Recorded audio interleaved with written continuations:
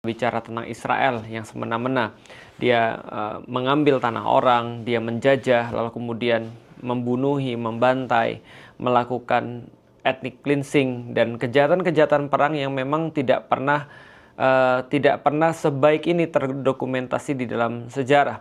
Tapi ini sudah terjadi dan ini go unpunished. Ini adalah sesuatu yang tidak ada konsekuensi atau tidak ada hukuman yang berarti. Bahkan kita lihat PBB ataupun negara-negara yang mereka selama ini berbicara tentang perdamaian, berbicara tentang segala macam yang ideal, ternyata mereka diam. Dan ternyata mereka tidak sama sekali melakukan apapun ketika terjadi kejahatan perang yang mungkin terbesar yang pernah terdokumentasi.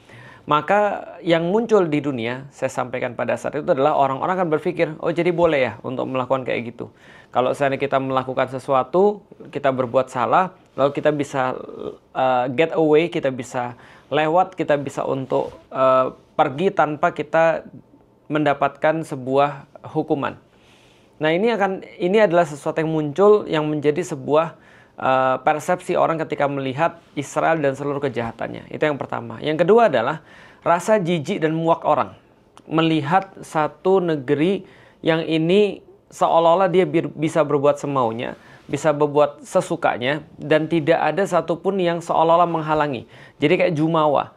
Maka kalau kita melihat apa yang terjadi pada serangan daripada Iran kepada Israel ini, yaitu menunjukkan bahwa kalau kamu bisa, kenapa kami tidak? Seolah-olah seperti itu. Dan itu harusnya dilakukan oleh seluruh dunia. Jadi bagaimana pandangan saya ketika saya melihat serangan ini? Yaitu adalah sesuatu yang normal. Sesuatu yang biasa. Kenapa sesuatu yang biasa? Ya justru yang menjadi nggak normal adalah ketika kita melihat tetangga kita atau kita melihat saudara kita itu dibunuh di depan mata kita atau dipukulin di depan mata kita, dihabisi di depan mata kita dan kita diem-diem aja. Maka itu kita bisa dipertanyakan kewarasan kita itu ada di mana. Maka yang dilakukan oleh Iran ya menjadi sesuatu yang masuk akal daripada pandangan mereka. Bahwasanya ya ketika mereka diserang kedutaannya di Suriah, lantas kemudian mereka melakukan sebuah pembalasan dan seolah-olah tidak mengindahkan sebuah, atau bukan tidak mengindahkan ya, tapi seolah-olah menunjukkan pada dunia bahwa ya kalau seandainya Israel bisa berbuat seperti itu, kenapa yang lain tidak gitu maksudnya. Kalau PBB bisa diem aja, kalau misalnya tidak ada satupun instrumen dunia ataupun hukum dunia yang bisa untuk menghentikan Israel, ya kenapa kami nggak bisa, seolah-olah menantang seperti itu. Itu adalah yang pertama. Jadi ini baru dikatakan dalam tanda kutip perang. Kenapa? Karena tentara melawan tentara. Kan gitu ya. Rudal dibalas dengan rudal. Yang itu semua dikerahkan oleh tentara. Nah ini baru namanya perang. Dan kita nggak berurusan. Kita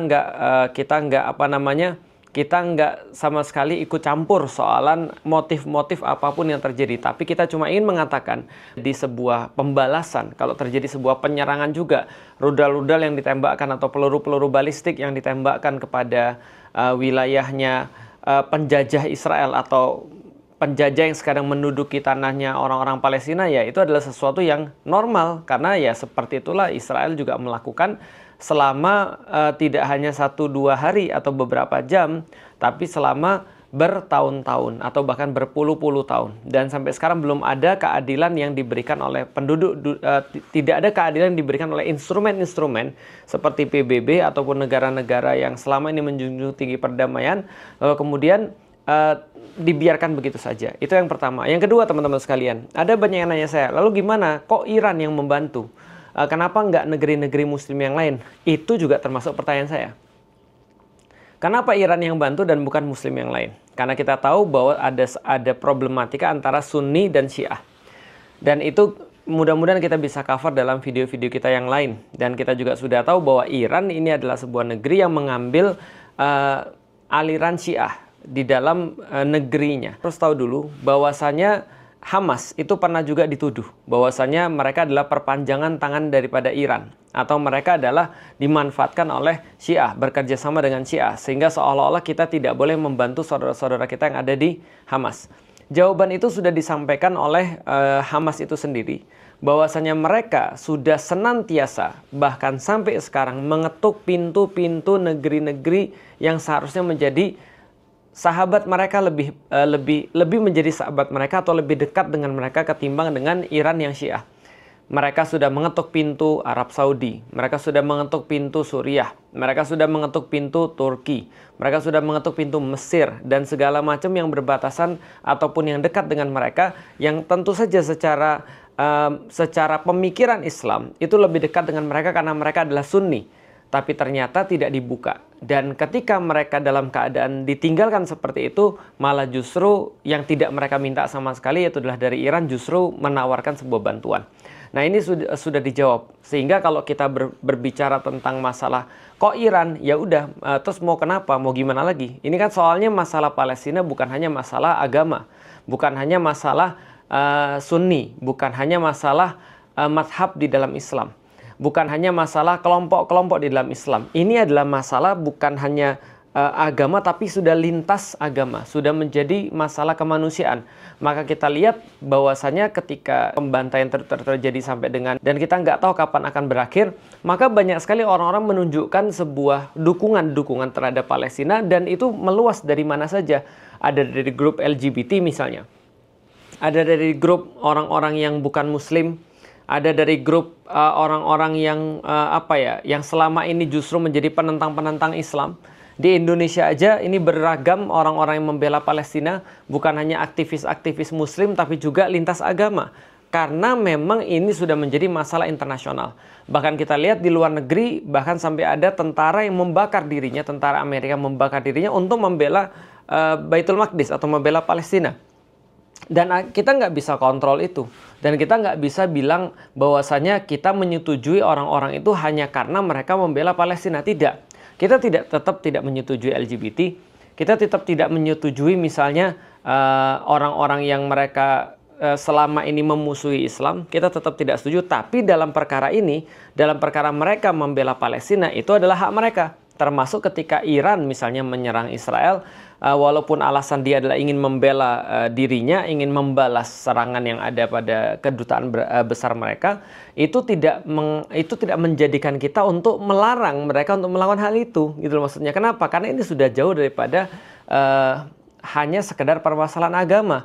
Bagi orang Muslim iya, bahwa ini adalah permasalahan agama dan harus disikapi dalam sudut pandang agama. Tapi kita tidak bisa memaksa orang-orang yang lain yang bukan beragama Islam untuk bersikap seperti kita bersikap atas dasar akidah. Kita tidak bisa, maka kita serahkan aja semuanya.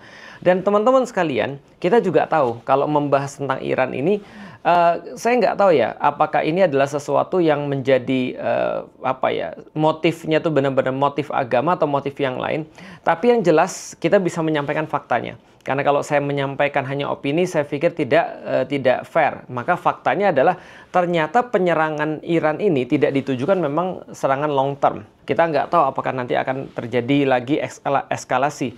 Tapi dari yang disampaikan sendiri oleh petinggi-petinggi Iran, mereka menyatakan bahwa ini tidak akan menjadi eskalasi kawasan atau region gitu kan ya. Karena yang dikhawatirkan itu kan adalah eskalasi yang terjadi di wilayah Timur Tengah. Sehingga terjadi sebuah peningkatan partisipan perang yang khawatirnya nanti akan jadi perang dunia ketiga, kan itu yang dikhawatirkan. Karena kalau Iran nanti tetap menyerang Israel, Israel pasti nanti akan bawa Amerika, Amerika nanti pasti akan melibatkan nanti Rusia gitu kan ya, lalu kemudian lebih banyak lagi, dan akhirnya ya terjadi seperti itu. Artinya ya kita katakan bahwasanya ya tentu saja Iran punya kepentingan sendiri, dan Iran bukan negeri yang selama ini kita lihat mereka itu dalam membela Palestina itu vokal. Bahkan adalah serangan yang pertama kan yang dilakukan kepada Israel, dan kita nggak tahu apa yang di belakangnya, tapi fakta-faktanya adalah yang sudah saya sampaikan. Artinya saya cuma pengen mengatakan bahwa kita jangan terlalu banyak berharap sih sebenarnya sama Iran juga. Kenapa? Karena ya selama ini yang mereka lakukan terhadap kaum muslimin di Suriah ketika mereka membantu grupnya Bashar Assad gitu kan ya, ataupun dalam bidang-bidang yang lain, itu adalah sesuatu yang juga tidak bisa dikatakan sesuatu track record yang baik. Artinya kita tetap pada satu pandangan bahwasanya masalah Baitul Maqdis selama ini tetap ditanggung dan dipikul oleh orang-orang Baitul Maqdis itu sendiri. Itu adalah yang kedua, bahwasanya kita sudah membahas bahwasanya apa yang terjadi di Israel sekarang, serangan-serangan oleh Iran itu, yaitu sudah terkoordinasi dan sudah dalam tanda kutip dijaga agar tidak menjadi sebuah konflik melebar kepada konflik region atau konflik kawasan. Itu yang kedua. Yang ketiga, idealnya kayak apa? Idealnya begini teman-teman sekalian. Idealnya adalah kalau kita berbicara tentang apa yang terjadi di Baitul Maqdis, apa yang terjadi di Palestina, semua daripada kita sudah pasti sampai pada satu kesadaran bersama bahwasanya PBB nggak akan bisa nyelesain masalah ini. Karena tetap aja PBB ada Amerika. Yang Amerika itu pasti tetap akan mendukung anaknya, yaitu adalah Israel. Dan kita tahu bahwasanya dalam sejarah, Amerika lah yang bertanggung jawab termasuk yang paling besar untuk melahirkan yang namanya negara Israel. Ini adalah sesuatu yang nggak mungkin terjadi kalau kita berharap pada PBB atau berharap pada negeri-negeri yang lain. Justru itu pertanyaannya. Pertanyaannya adalah kenapa negeri-negeri yang di sekitar Palestina itu tidak membantu. Bahkan itu bukan hanya terjadi pada saat ini saja. Karena yang kita bisa tahu dari sejarah, ya ini sudah berlangsung dari 1920-an. Bahkan ya dari 1923 ketika runtuhnya khilafah, tidak ada lagi yang kemudian melindungi saudara-saudara kita dan wilayah Baitul Maqdis atau Palestina, ya terbentuklah kemudian negara-negara kecil-kecil itu. Lalu kemudian mereka tidak bisa melindungi Baitul Maqdis, mereka tidak bisa melindungi kiblat pertama daripada umat muslim. Maka semua orang yang mengamati dan mengikuti peristiwa yang terjadi di Palestina, Baitul Maqdis, di Gaza sekarang ini sampai pada satu kesimpulan. Apa kesimpulannya? Kesimpulannya adalah tidak ada yang bisa kita harapkan kecuali daripada umat Islam itu sendiri. Karena secara logik, secara normatif, secara historis, kaum muslimin itu tidak perlu dibantu oleh yang lain dan tidak bisa dibantu oleh yang lain dan tidak mungkin dibantu oleh yang lain. Maka kaum muslim harus menyelesaikan permasalahan sendiri. Dan mereka yang membaca sejarah, mereka yang mengetahui tentang dalil, mereka yang membaca logika, maka mereka tahu bahwa solusinya cuma satu, yaitu adalah persatuan umat muslim di seluruh dunia. Ketika mereka masih menganggap bahwa permasalahan Palestina ini hanya permasalahan-permasalahan pribadi, bukan permasalahan mereka, maka sampai disitulah kemudian solusi itu tidak pernah terjadi. Tapi begitu kaum muslimin merasa bahwasanya urusan Baitul Maqdis adalah urusan bersama, adalah bagian daripada syariat agama mereka, maka disitulah ketakutan Israel dan bala tentaranya itu menjadi nyata. Coba gimana? Dan saya bayangin gini, andaikan ratusan ribu orang atau bahkan jutaan orang yang sedang umroh besok haji, itu semua berada dalam satu kesadaran. Coba bayangin dulu deh, walaupun belum terjadi, bayangin dulu. Semua orang-orang ratusan ribu ini, mereka berada dalam satu kesadaran bahwasanya mereka adalah umat yang satu dan mereka bisa difasilitasi untuk berbuat sesuatu untuk membantu membebaskan saudara-saudara mereka di Palestina. Kira-kira apa yang terjadi? Bayangin aja dulu. Apa yang terjadi kalau kaum muslimin semua berada dalam kesadaran itu? Gimana kemudian kalau seandainya kesadaran ini tidak hanya ada pada orang-orang muslim yang kayak kita aja, tapi kesadaran ini muncul dari pemimpin-pemimpin muslim bahwasanya mereka adalah satu dan problematika Baitul Maqdis ini adalah problem yang satu untuk mereka. Coba bayangin aja dulu coba. Saya pikir nggak seminggu tuh kelar tuh. Serius deh, nggak seminggu tuh kelar. Kenapa? Karena secara jumlah kita nggak habis-habis. Dan kita dengan sukarela untuk kemudian banyak orang-orang muslim dengan sukarela untuk mereka ya mencapai derajat yang Allah janjikan pada mereka. Kalau seandainya kesadaran itu ada. Nah, kesadaran itu yang benar-benar dijaga oleh orang-orang yang nggak suka dengan Islam agar jangan sampai muncul. Agar jangan sampai ada. Kesadaran itu yang dijaga agar tetap harus hilang. Indonesia urusan Indonesia, Mesir urusan Mesir, Turki awas lu ikut-ikut. Saudi Arabia udahlah, sibuklah dengan urusannya sendiri. Kaum muslimin manapun, dengan harokah-harokah manapun, aktivis-aktivis manapun, udah urusin aja urusan-urusan kalian. Masalah kalian tuh bukan Palestina, masalah kalian tuh adalah akidah. Masalah kalian tuh adalah pendidikan. Masalah kalian tuh adalah banyak orang yang masih khurafat, tahayul, bid'ah, dan seterusnya. Masalah kalian tuh adalah kalian tuh belum kaya. Masalah kalian tuh adalah ekonomi. Nah, ini dijaga terus nih agar tidak menjadikan masalah Palestina ini sebagai masalah utama. Karena di dalam Islam ini justru ajaran yang paling dalam tanda kutip mengerikan bagi orang-orang yang jahat. Bagi orang-orang yang jahat itu, yang paling mengerikan adalah ketika kita dapat kesadaran bahwa kita tuh umat yang satu. Bahwa kita tuh umat yang sama. Termasuk bagi Israel, itu yang paling mengerikan. Artinya apa? Artinya idealnya adalah kaum muslimin bersatu dan bergerak bareng-bareng.